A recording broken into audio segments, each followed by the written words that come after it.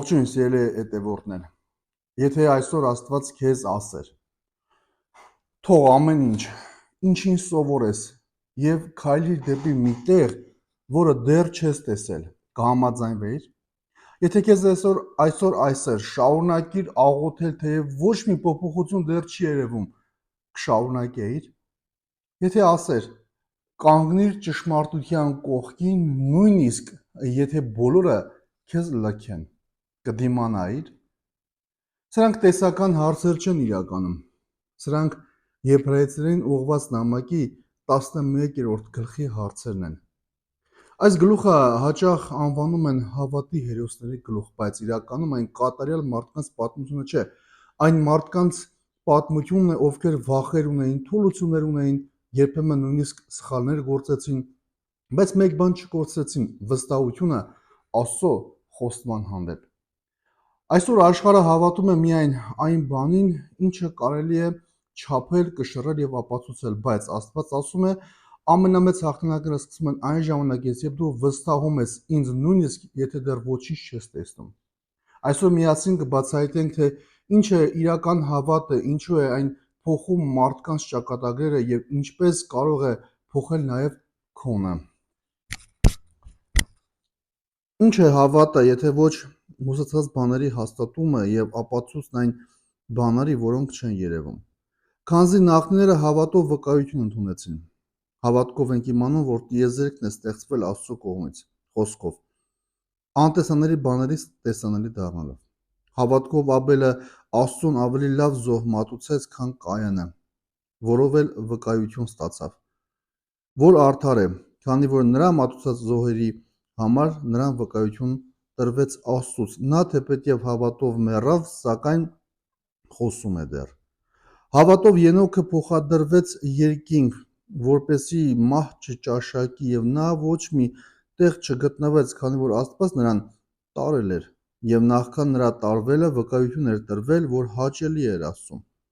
Բայց առանց հավատի անհնար է հաճելի լինել Աստծուն, քանի որ նա, ով մոտենում է Աստծուն, պետք է հավատա, որ Աստված կա, եւ վարձահայտություն է լինում նրանց, ովքեր փնտրում են իրեն։ Հավատքով Նոյը հրաման ստանալով դեռևս անտեսանելի բաների մասին երկնչելով իր ընտանիքի փրկության համար տապանը պատրաստեց, որով եւ դատապարտեց աշխարհը եւ ժառանգորդ եղավ այն արդարության, որ հավատից է։ Հավատով Աբ รา համը հնազանդվեց, երբ կանչվեց գնալու այն տեղը, որը ստանալու էր որպես ժառանգություն, ելավ գնաց եւ չգիտեր ուր էր գնում։ Հավատով նա պանդուխտ դարձավ ավետյաց երկրում, ինչպես օտարության մեջ, վրանալի տակ բնակվեց Իսահակ եւ Հակոբի հետ, որոնք ժառանգակից էին նույն խոստման, որովհետեւ սպասում էր հիմքերով հաստատված քաղաքին, որի ճարտարապետը եւ արարիչը Աստված է։ Հավատով Սառան ինքն էր, որ ամուր էր, որդի ծնության սերմն ստանալու զորություն ունեցավ եւ ծնեց առաջացած տարիքում, քանի որ հավատարիմ համարեց նրան, ով խոստացավ այդ բանը։ Ուստի մեկից, այն էլ տարիքն առած մի մարդուց ծնվեցին սերունդներ այնքան շատ, որքան երկնքի աստղերը եւ անթիվ անհամար ավազը ծովի ափին։ Հավատի մեջ մեռան սրանք բոլորը եւ դեռևս խոստումները չստացած, բայց հեռվից տեսան այդ խոստումները եւ ցնծացին ու խոստովանեցին, որ իրենք օտար եւ պանդուխտ են երկրի վրա։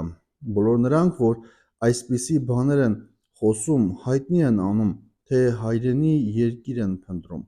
քանզի եթե հիշեին այն երկիրը, որտեղից իրենք ելան, ժամանակ ունեին նորից այնտեղ դառնալու։ Հիրավի, ավելի լավ տեղ են տենչում, այսինքն երկնավոր մի վայր։ Ահա թե ինչու Աստված ամոթ չի համարում նրանց Աստվածը կոչվել, քանի որ քաղաքը պատրաստեց նրանց համար։ Հավատով Աբ รา համն իր փորձության մեջ Իսահակին որպես զոհ մատուցեց, եւ նա, ով խոստումն էր ընդունել, իր միամորիկ որդուն էր որպես զոհ մատուցում։ Աբ รา համին ասված էր. Իսահակով քեզ սերունդ պիտի տրվի։ Աբ รา համն իր մտքում մտածեց, թե Աստված կարող է մեռելներից էլ հարություն տալ Իսահակին, ուստի եւ որպես նախօրինակ այդ բանի նա վերստացավ իր որդուն։ Հավատով Իսահակն օրհնեց Հակոբին եւ Եսավին գալիք բաների հույսով։ Հավատով օրհնեց Հակոբը իր մեռնելու ժամանակ Հովսեփի որդներից ամեն մեկին եւ երկրպագեց Աստծուն իր գավազանի ծայրին հենված։ Հավատով հիշեց Հովսեփը իր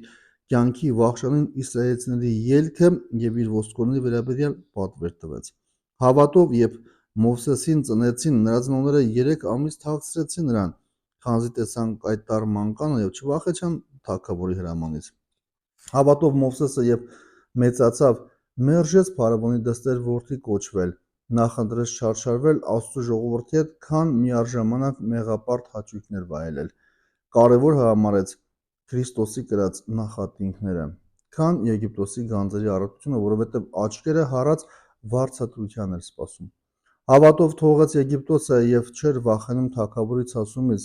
քանի որ համբերեց, կարծես թե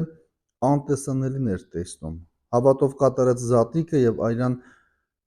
շաղ տալը, որպեսի անդրանիկներին կործանողը չմոտնա նրանց։ Հավատքով անցան կարմիր ծովով, որպես թե ցամաք երկիր լիներ, մինչ եգիպտացիները նույնը փորձելով խեղդվեցին։ Հավատով ընկան Երիքովի պարիսպները, երբ նրանք 7 օր շրջեցին նրա շուրջը։ Հավատով անհավատների հետ կորստյան չմատնվեց պոռնիկ Ռախաբը, որ խաղաղությամբ ընդունել էր հետախույզներին։ Ամեն։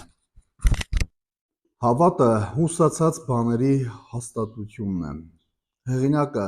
հավատը չի ներկայացնում որպես ույր լավատեսություն։ Հավատը ինքնախաբեություն չէ, այն վստահություն է Աստծո հավատարիմ խոստումների նկատմամբ։ Դու դեռ չես տեսնում արդյունքը, բայց վստահում ես խոստացողին։ Հենց սա է հավատքի բուն էությունը։ Այսօր, սիրելի բարեկամներ, մենք վստահում ենք օդաչուին, երբ նստում ենք ինքնաթիռ։ Վստահում ենք բժիշկին, երբ վիրահատվում ենք։ Վստահում ենք կամրջին, երբ անցնում ենք նրա վրայով։ Բայց ամենադժվարը Աստծուն վստահելն է, երբ կյանքում ամեն ինչ հակառակն է թվում։ Հավատքը սկսվում է այնտեղ, որտեղ ավարտվում է մարդկային հաշվարկը։ Սիրելիներ, Հովան Ոսկեբերյանը հետևյալ ձև է մեկնաբանում այս հատվածի մասին։ Նա ասում է, որ հավատը հոգու աչքն է, ինչպես մարմնի աչքը տեսնում է անտեսանելին, այնպես էլ հավատը տեսնում է Աստծո անտեսանելի իրականությունը։ Աբելը Աստված նայում է մարդու սրտին։ Աբելի զոհը ընդունվեց ոչ միայն այն պատճառով, որ նա զոհ մատուցեց, այլ որովհետև նա հավատքով մոտեցավ Աստծուն։ Հավատքը փոխում է ոչ միայն գործերը, այլև դրանց շարժառիթը։ Գիտեք, այսօր կարելի է աղոթել առանց հավատքի, եկեղեցի գնալ առանց հավատքի, նույնիսկ ծառայել առանց հավատքի։ Բայց Աստված առաջին հերթին տեսնում է մարդու սիրտը, ենովքը։ Հավատքը փոխում է կյանքի ուղղությունը։ Ենովքի մասին ասվում է, որ նա Աստծո հետ քայլեց։ Սա գեղեցիկ պատկեր է, գիտես, հավատքը միայն կիրակնօրյա աղոթքը չէ։ Սա ամենօրյա ճանապարհ է։ Հարցրու քեզ.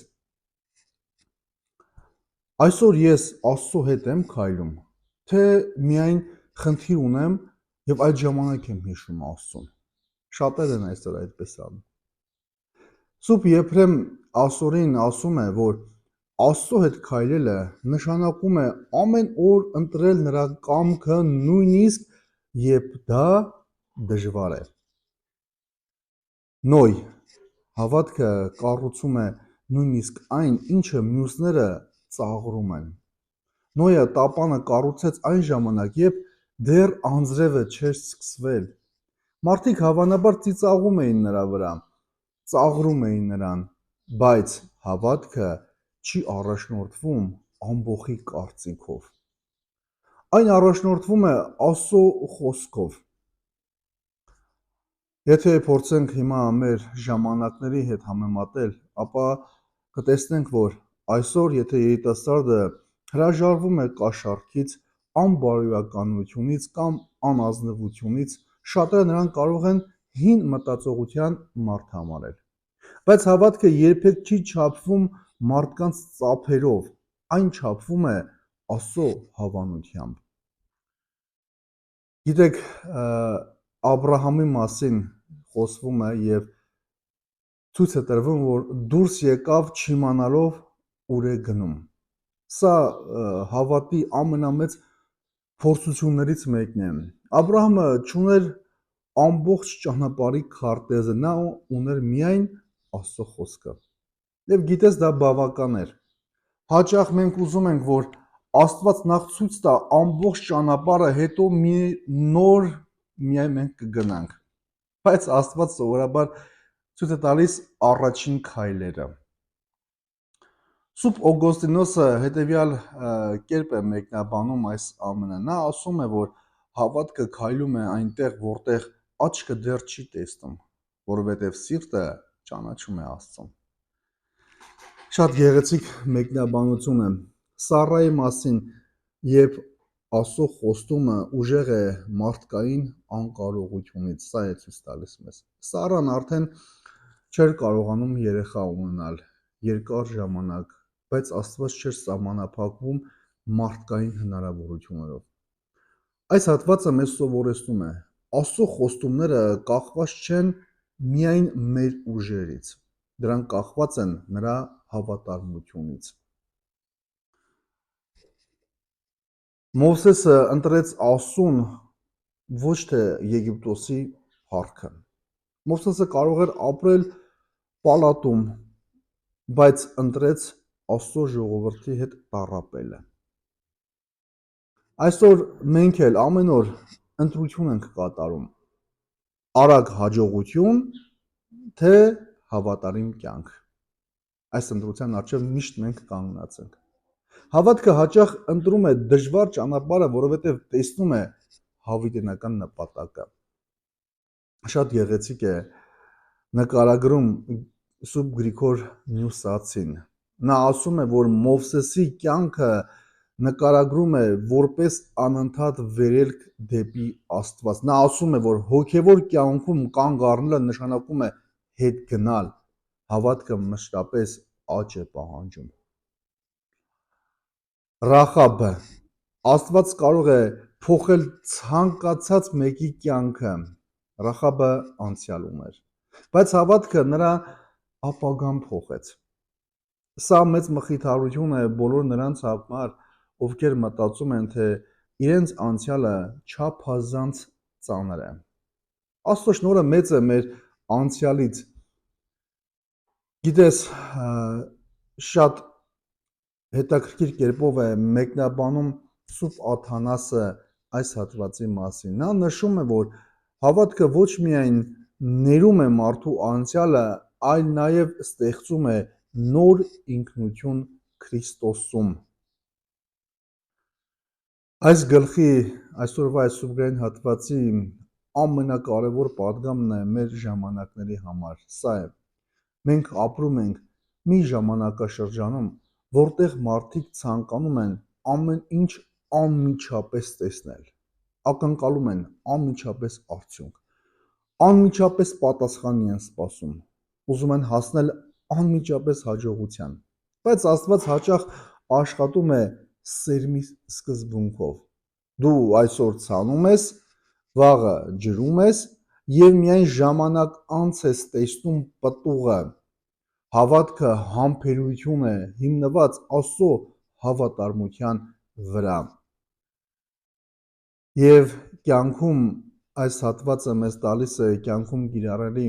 մի քանի կարևոր խորհուրդներ։ Ամեն օր հիշիր, որ հավատքը որոշում է ոչ միայն զգացմունք։ Երբ Աստծո պատասխանը ուշանում է, մի կարծիր, թե նա մոռացել է քեզ։ Մի համեմատիր քո ճանապարհը ուրիշների ճանապարհի հետ։ Ընտրիր հնազանդությունը։ Նույնիսկ եթե բոլոր պատասխանները դեռ չունես, մի ամաչիր ապրել քրիստոնեական արժեքներով, նույնիսկ եթե շրջապատը քեզ չի հասկանում։ Թույլ մի տուր, որ քո անցյալը որոշի քո ապագան։ Հիշիր, Աստված գնահատում է հավատարմությունը, ոչ միայն արդյունքը։ Ամեն օր կարդա Աստծո խոսքը, որովհետև հավատը սնվում է նրա խոստումներով։ Երբ վախենաս, հիշիր Աբրահամին, Նոյին, Մովսեսին եւ Ռախաբին։ Ամեն երեկո հարցրու քեզ, այսօր ես քայլեցի հավատքով, թե միայն այն բանով, ինչ տեսնում էի։ Սիրելի հավատարիմ հետևորդներ, մեր եկեղեցու հայրերը շատ հետաքրքիր մեկնաբանություններ են տալիս այս հատվածի մասին։ Օրինակ Հովան Ոսկեբյանը սովորեցնում է, որ հավատը մարդու հոգու տեսողությունն է, որով նա ճանաչում է Աստծո անտեսանելի գործերը։ Սուրբ Օգոստինոսը շեշտում է, որ հավատը նախ վստահում է, հետո հասկանում։ Աստծուն ճանաչելու ճանապարհը սկսվում է վստահությունից։ Սուրբ Եփրեմ Աստծոն հիշեցնում է, որ Աստծո հետ քայլելը ամենօրյա ընտրություն է, ոչ թե մեկ անգամ կատարված որոշում։ Սուրբ Գրիգոր Նյուսացին ասում է, որ հավատքը մշտական աճ է դեպի Աստված եւ այդ ճանապարհը երբեք չի ավարտվում այս կյանքում։ Սուրբ Աթանաս Ալեքսանդրացին ընդգծում է, որ Աստծո շնորհը կարող է փոխել նույնիսկ ամենածանր անցյալ ունեցող մարդու կյանքը։ Սիրելի հավատավոր հետևորդներ, Եբրայեցիներին ուղղված նամակի 11-րդ գլուխը մեզ չի պատմում գերհերոսների մասին։ Այն պատմում է մարդկանց մասին, ովքեր վախեցել են, սպասել են, ընկել են, պայքարել են, բայց չեն դադարել վստահել Աստծուն։ Աբելը մեզ սովորեցնում է, որ Աստված տեսնում է մարդու սիրտը։ Ենովքը, որ Աստծո հետ կարելի է քայլել ամեն օր, Նոյը, որ պետք է հավատալ նույնիսկ այն ժամանակ, երբ բոլորը ծաղրում են քեզ, Աբրահամը, որ երբեմն պետք է ճանապարհ ընկնել առանց ամբողջ քարտեզը տեսնելու, Մովսեսը, որ հավիտենական արժեքները միշտ գերազանցում են ժամանակավոր փառքին, Ռախաբը, որ ոչ մի անցյալ այնքան մութ չէ, որ Աստծո շնորհը չկարողանա այն լուսավորել։ Եվ այսօր այս բոլոր մարդիկ կարծես մի ձայնով ասում են մեզ. մի հանձնվիր, մի դադարիր հավատալ։ Աստված հավատարիմ է իր խոստումներին։ Եթե այսօր անցնում ես փորձության միջով, եթե դեռ չես տեսնում պատասխանը, եթե թվում է, թե Աստված լռում է, հիշիր, հավատքը չի ասում, ես ամեն ինչ տեսնում եմ։